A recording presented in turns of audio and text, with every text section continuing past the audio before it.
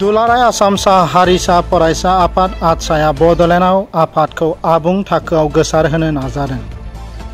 अराङाव दाजानाय आटसानि माजबा दालायनि गोदान मावफुं आफाद बारग' आटसा दैदेनगिरि जितु किसान मिरु आफादनि लोगो नेहाथारि सुनील तिर्की, मिरु सोद्रोमा उपेन सिंह आरो गोबां गुबुन गेदेमा सुबुंफोरा अरां VCTC अडिट'रियामाव खुंनाय हाबाफारियाव बाहागो लादोंमोन। गोबाव समनिफ्रायनो सोलिबाय थानाय जथुमनि जोबनायाव माजबा दालायनि 31 सोद्रोमायारि मोनसे आबुं कमिटि दानाय जादोंमोन, जेराव देबहारि माहाथोखौ आफादगिरि आरो धनजित इसोरखौ नेहाथारि महरै बिबान होनाय जायो। सुनील तिर्की आरो मिरुआरि सोद्रोमा उपेन सिंहखौ गोदान आफाद दानायाव नायदिंगिरि बिबान होनाय जादों।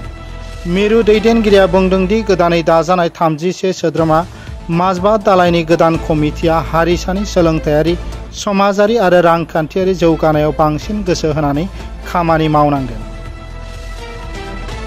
হয়, অসম চাহ জনজাতি ছাত্ৰ সন্থাৰ আজি অধিৱেশন আৰু ময়ো একালত চাহ জনজাতি ছাত্ৰ সন্থাৰ লগত জড়িত আছিলোঁ আটছাৰ লগত, আৰু সেইকাৰণে আমাৰ যিহেতু এইটো মজিয়াৰ পৰাই ওলাই আহিছোঁ, সেইকাৰণে আজি এই অধিৱেশনৰ স্থলীত নিমন্ত্ৰিত আছিলোঁ আৰু আজি আহি উপস্থিত হৈছোঁ। দেখিছোঁ আমাৰ উঠি অহা নতুন প্ৰজন্মই আটছাৰ যথেষ্টখিনি শক্তিশালী কৰিছে আৰু মাজবাট শাখাক আৰু নতুন ৰূপত তেওঁলোকে কেনেকৈ আনিব পাৰে তাৰ বাবে এই অধিৱেশন, আৰু নিশ্চয়কৈ তেওঁলোকে সফলতাৰে এটা নতুন শক্তিশালী কমিটি গঠন কৰি উলিয়াব।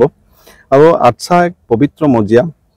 আপোনালোকে জানে 1948 চনৰ 28 ডিচেম্বৰ তাৰিখে আটছাৰ প্ৰথম সংস্কৰণ, যিটো নাম আছে ছোট নাগপুৰী ছাত্ৰ সন্থা, সেই ছাত্ৰ সন্থা সেই সময়তে প্ৰয়াত চাইমন সিং হৰ ডাঙৰীয়া আৰু প্ৰয়াত সন্তোষ কুমাৰ তপ্ন ডাঙৰীয়াই স্থাপনা কৰিছিলে।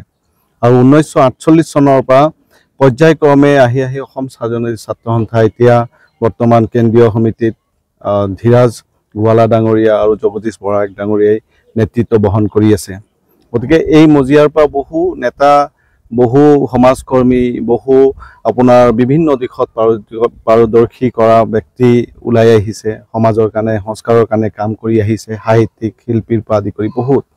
গতিকে এই পবিত্ৰ মজিয়াত আজি যি অনুষ্ঠানটি হৈছে আমাৰ ওৰাং অঞ্চলত মাজবাট শাখাৰ অধিৱেশনটি, তেওঁলোকৰ প্ৰতিজন বিষয়ববীয়ালৈকে মই শুভেচ্ছা জ্ঞাপন কৰিবলৈ আহিছোঁ। আৰু তেওঁলোকৰ যি ধৰণে আমাৰ ছাত্ৰ সন্থাৰ ল'ৰাসকলে যি ধৰণে সমাজক উত্তৰণৰ কাৰণে সৰ্বদিশত সৰ্বস্পৰ্শী আৰু সৰ্বব্যাপীভাৱে তেওঁলোকে চেষ্টা কৰি আহিছে, তাক সদায় মই ভাবোঁ যে এয়া আমাৰ কাৰণে অনুপ্ৰেৰণাৰ উৎস। আজি এই বয়সতে যি ধৰণে সমাজৰ বাবে তেওঁলোকে ব্ৰতী হৈছে, তেওঁলোকক দেখি আমিও অনুপ্ৰাণিত হওঁ। গতিকে সকলোকে শুভেচ্ছা জ্ঞাপন কৰিছোঁ আৰু এটা শক্তিশালী কমিটি গঠন হ'ব বুলি আশা ৰাখিছোঁ।